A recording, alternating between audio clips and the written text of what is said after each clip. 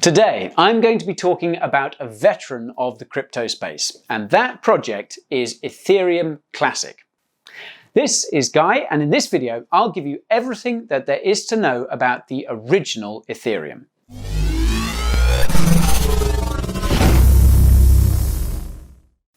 Now, before I get going, I need to clear the air first. Sadly, I'm not a financial advisor. Sorry. Which means that what I say is not investment advice. Do your own research when trading in cryptocurrencies.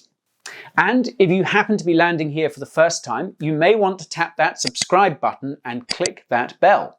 This way you can get our daily reviews while they're hot. All clear? Great. Well, let's dive in. As many of you may already know, Ethereum Classic is a fork of Ethereum. Well, actually, Ethereum is technically a fork of Ethereum Classic, as the latter remains the longest chain.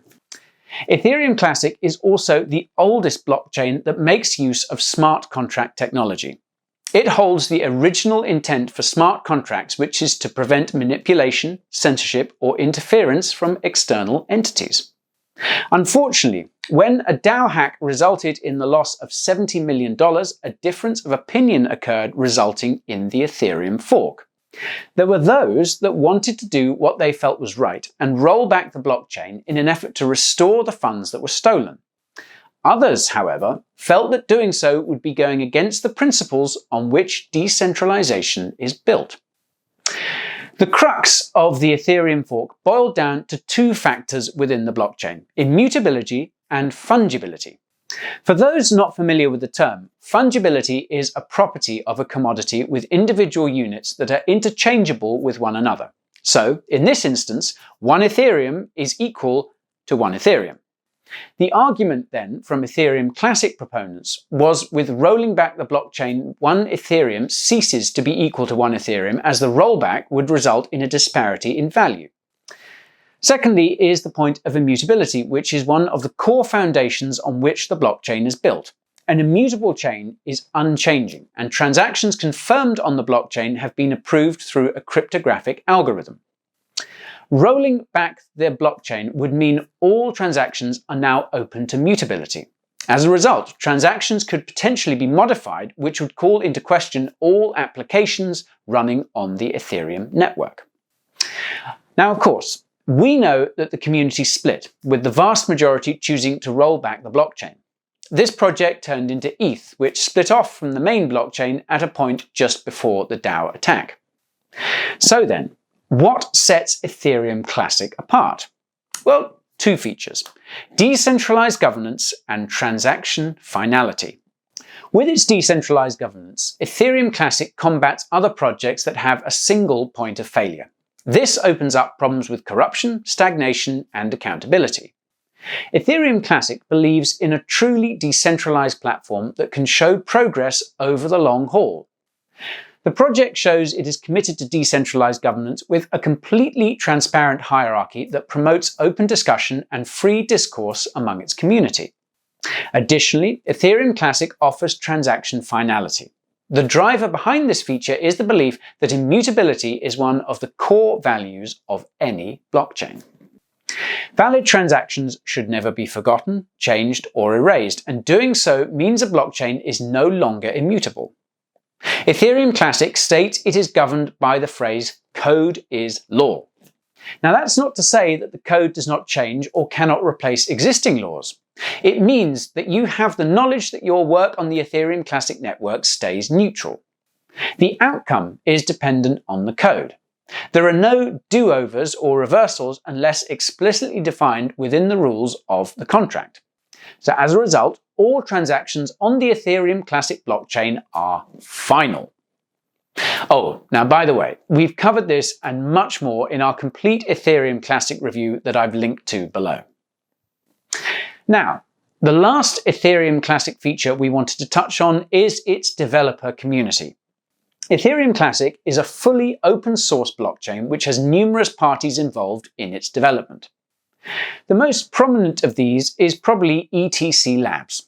They do most of the heavy development lifting for the Ethereum Classic project, providing the tools necessary for mining and dApp development.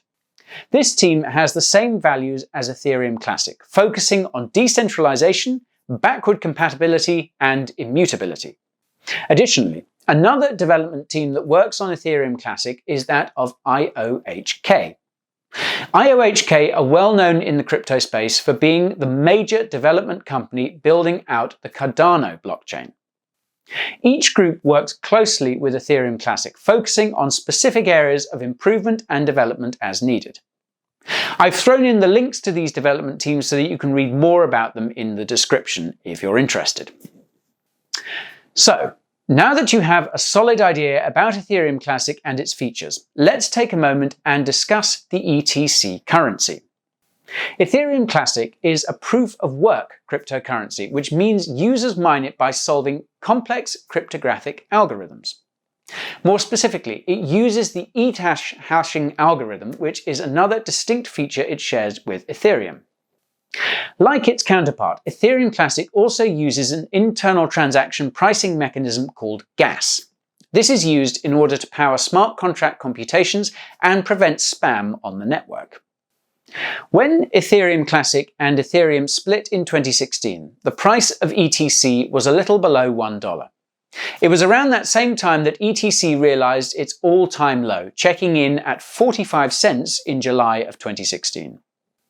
Ethereum Classic consistently ranks in the top 25 of all cryptocurrencies in terms of total market cap and has a circulating supply of almost 115 million ETC with a max supply of 210 million.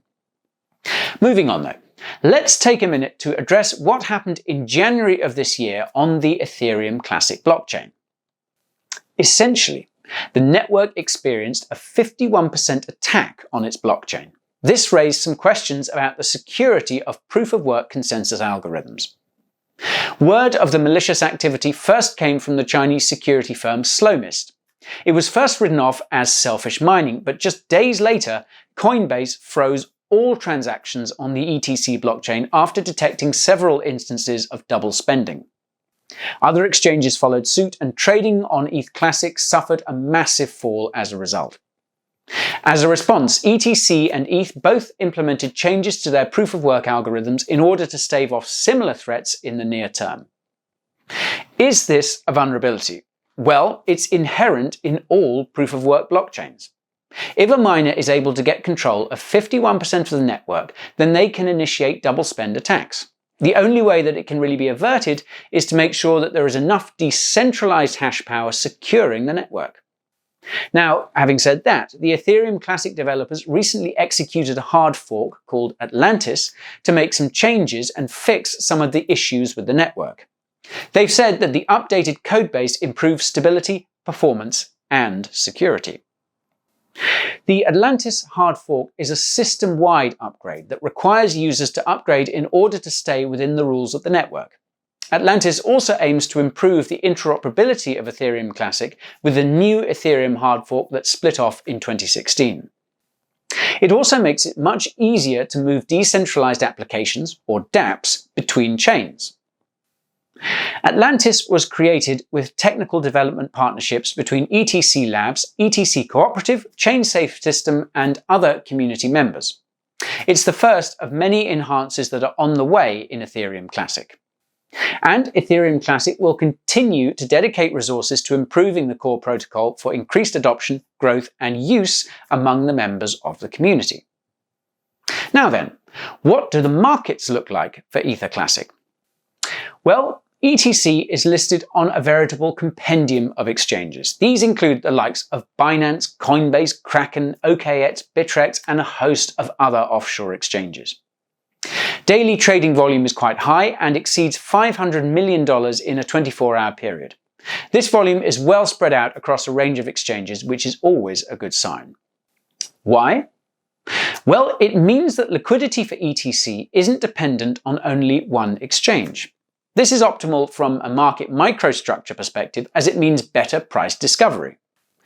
Moreover, the coin has plenty of pairing options. Most popular among them include Bitcoin, ETH, and USDT. Once you've purchased your ETC, you'll want to have a place to keep it safe. Given that this is also an ERC20 standard token, you can use any wallet that supports Ethereum. And we've actually completed a post of the best Ethereum Classic wallets, which you can read more about. And now we get to the question that you've all been waiting for. What do I think of Ethereum Classic? I honestly think the answer to this question depends on which side of the discussion you fall on.